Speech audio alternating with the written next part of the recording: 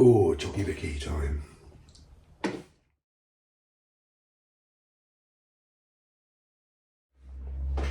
Okay, got my cup of tea.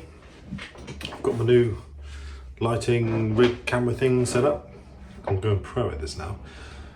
And I'm going to do a short video, a little review on the HoverAir X1 drone. So let's get into it. I've been after a drone for some time for going out on the bike, doing some trails. I just thought, I've seen so many videos where people do this really awesome footage and they're, you know, scooping out high and coming in, you know, next to the bike and that sort of thing. The thing about drones is they're quite expensive for a good one.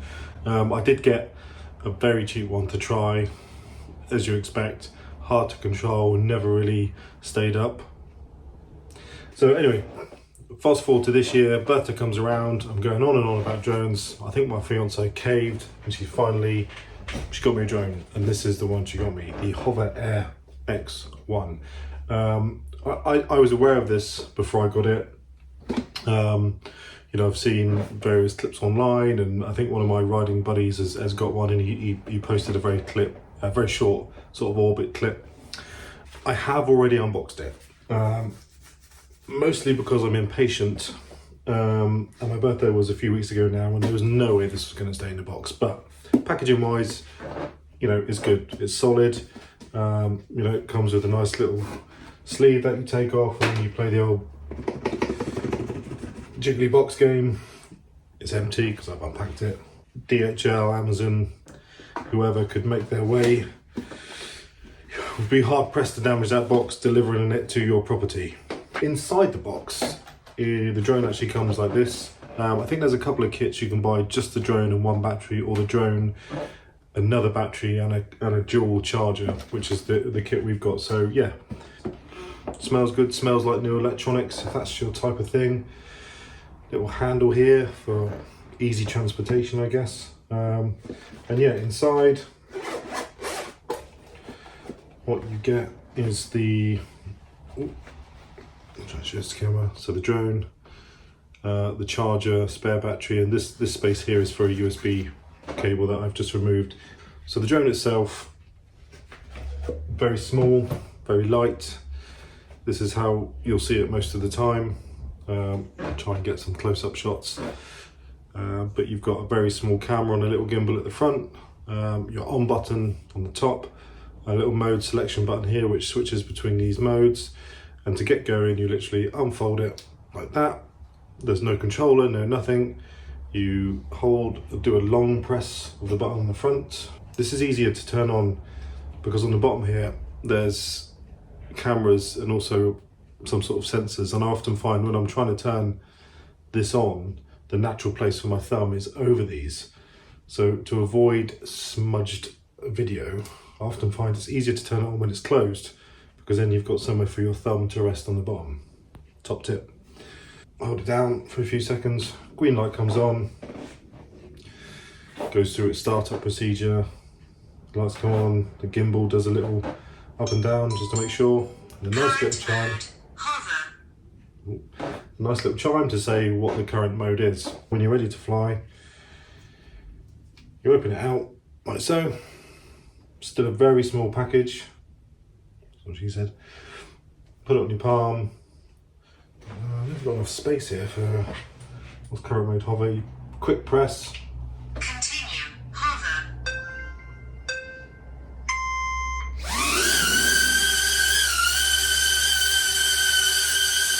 So there we go, it's hovering.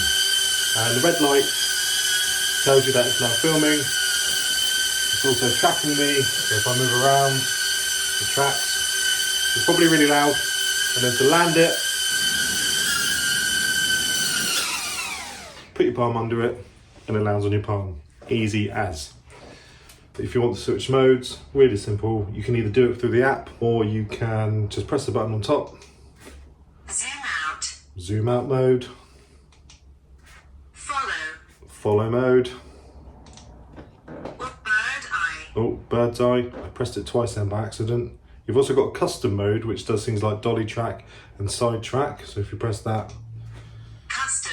custom, and then what mode you're in. Sidetrack. Sidetrack. So the one we missed was Orbit. Orbit. So let's take a look at some of the footage from my first trip out. So I think the top speed is 10 to 12, maybe 15 miles an hour, depending on environmental factors like, you know, is it really windy or whatever. I think the flight time is about, again, 10 to 15 minutes, depending on, is it windy? Are you going really high? Is it having to go really fast? Or is it having to, move around a lot? First one I had to go at was the Follow Me, because that was the one I was really interested in. You know, as a rider, someone who does badly at trails, I wanted to just get those epic shots. I went to one close to me that I know is a fairly easy trail from a rider's point of view, nothing really challenging, but it was quite long. Now my only concern was that it was enclosed, you know, it's still, although we're heading to winter, it was still covered by trees. I have to say, largely the drone, I think, did exceptionally well. Again, dark helmet, dark clothes. I don't know if that's the algorithm the drone uses to follow you, but like I said, it followed me largely for the entirety of the lane. About 4 minutes-ish, you know, but a few minutes into it, it just stops and you can see I'm going off into the distance. So we'll cut to that video a bit now.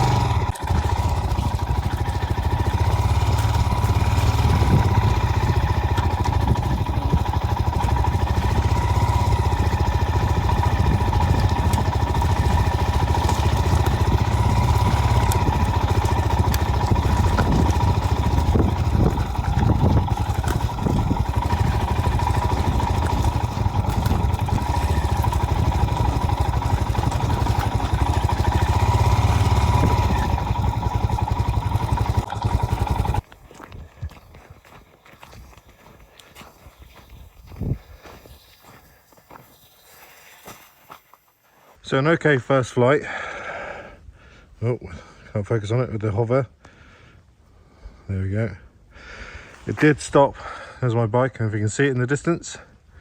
So I realised I couldn't hear the buzzing from the drone anymore. I turned around and it was sort of hovering stationary here, which is good, I suppose. I was worried that it had flown off somewhere, but it's quite a way behind, and maybe this just isn't the ideal trail for it.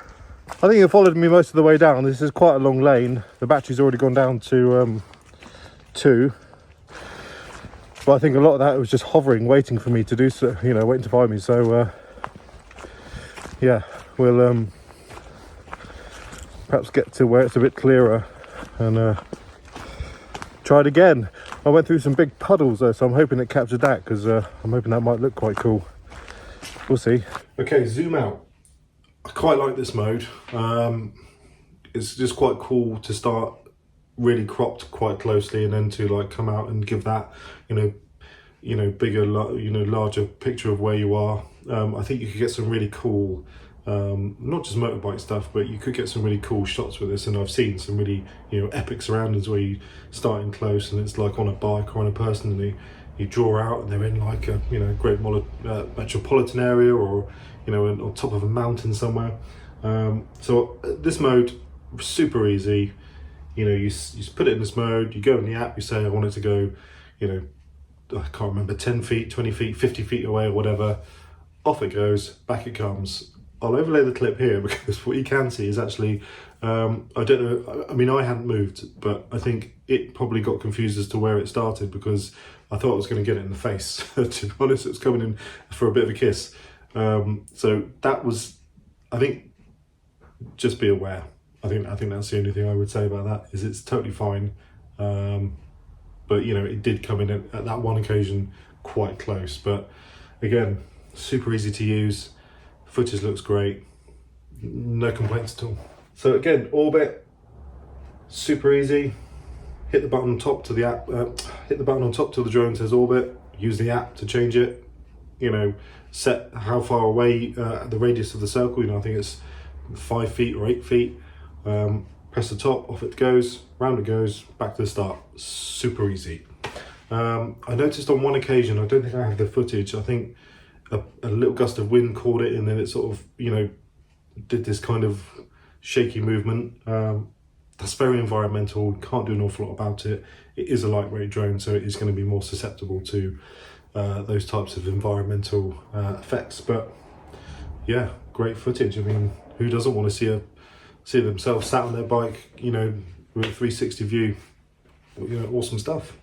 So the bird eye view, the first time I tried this, the battery was low. So when it went up, it got sort of, you know, to the top of its altitude and then came back down because the battery was low. So it returned to home. So rather than falling out the sky, you know, thumbs up, good result for that. Second time I thought, well, I'm in an open area, let's get quite an epic shot. I put it to maximum, you know, up to 50 feet, I think it was.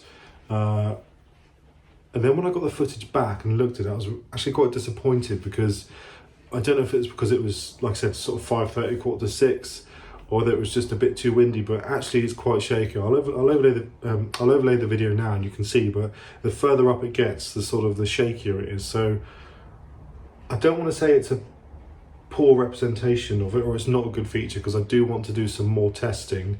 The weather in the UK right now is absolutely horrendous, just bucketing down rain.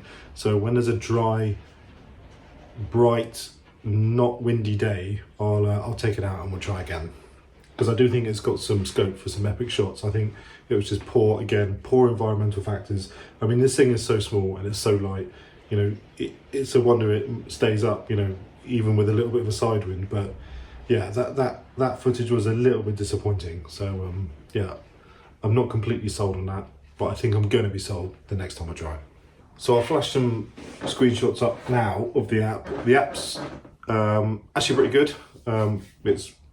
It's typically styled for the part of the world that the drone is made, I would say. Trying to be as PC as I can with that. But it is clear, it's concise. You know, you get a nice start screen where you can see featured videos of people using the hover drone in various locations, and some are quite inspirational. You think, that's cool, I'm going to try that with mine. Then if you go into the app, you can see your different modes, you can see video explanations of what they do, how to turn them on, so everything you need is in the app. And then when you connect to your drone, it just sort of joins your phone on a local network, and you can download your footage or video footage or stills straight to your phone, which is super handy. The drone also does have a USB port on the side for you to transfer your videos and things from straight to your laptop. But if you are out and about and you want to quickly get it on your phone or share a video, you know, you can just hook up to your drone, download to your phone, then share away. The one thing that did catch me out actually, and I'll flash it on the screen now, is there's videos to show you the different modes, but I didn't realise that some of them you have to unlock. So I'll try and put it on screen, like I said, but some of the more advanced features like dolly track and side track and that sort of thing, you have to unlock. And it's not difficult, it's not hard, you just have to have done a certain amount of flights in the other modes before these modes are unlocked. I suppose I'm not really sure why that's part of the functionality. Like for me, this drone doesn't have a controller, it just does things, you know, a set amount of functions. I don't know how much experience I'm getting in being a drone pilot by doing an automatic flight path 3 times in a row, but whatever, you know, it's there. So that just caught me out a little bit, because I was like, oh cool, sidetrack, go straight to it. Oh, actually I can't do it yet because I need to unlock it. So, you know, just something to be wary of, I suppose. So what do I love about it? Most things really. The weight absolutely weighs nothing. You know, if you've got a big enough bike jacket, it's a top pocket deal. Or if you've got some, you know, enduro or adventure pants, cargo style, it's a side pocket deal. If anyone's seen my video on Temu bags, 100% this is going to go in the case in one of those bags on the crash bars, and it's just out, up, film, down, back, go. Super easy. That is what I like about it. What I don't like about it so much is that this battery is quite difficult to get out. It's not that this is flimsy. I think if you read into the spec, these are designed to buckle and bend and all that sort of jazz. But this battery does take quite some effort. I think you'd be alright with like enduro style gloves, but if you had, you know, big winter gloves on, you'd probably be fumbling a bit, and you know, that is quite difficult to get out. I mean, I get it, I suppose, if you drop the drone or if it falls out the sky, you don't want the battery to be able to just like fall out, so maybe that's it. But that's really the only thing I don't like about it, is that it's just a bit hard to get that out. What else have you got? You've got a battery indicator on the top, so 4 small LEDs, 4 being full, and then as the battery discharges they go down. Super easy to read. That also shows up on the app, gives you a percentage of the battery charge. Again, super easy to read. The other feature I do really like actually is if I'll put the video up again, on the follow me video you can actually hear the sound of the bike. Now that's really interesting, because if you connect your phone to the drone and you leave your screen unlocked and you're in the app, when you start to fly, it uses the microphone on your phone to pick up sound. So that is a really cool feature, I think, because you know, you could be doing a 50-foot bird's eye shot. If you've got your phone with you, it will record all your conversation, everything you're saying. So to me, that's a really cool feature. It's also noise cancelling as well. And I tested this in my kitchen, which isn't a huge kitchen, but it was hovering in my kitchen and I had my phone unlocked.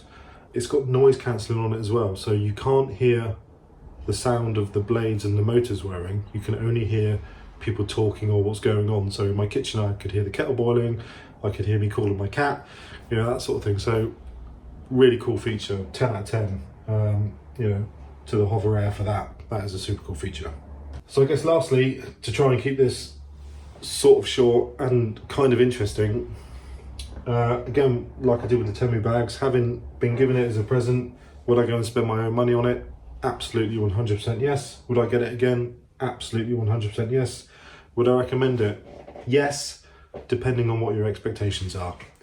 You know, if you're blasting around an enduro track or, you know, going up and down quarry walls or whatever, probably not, because it's just not going to be fast enough. I think top speed, like I said, is around 10 or 12 miles an hour. If you're doing some adventure riding, some trail riding, if you've got like some cool open trails, you know, or you want to follow it around while you're doing perhaps a bike build, you know, perhaps you're doing a service video on how to service your bike and you just want this, you know, drone to follow you around and get some cool shots while you undo things, 100%, totally, yeah. It's a great drone for that. It's got bored now and turned itself off. Another feature, turns itself off. For me, the follow me function was really interesting because I did one video, and I'll try and put it on, where I started the drone following me. I wasn't on the bike.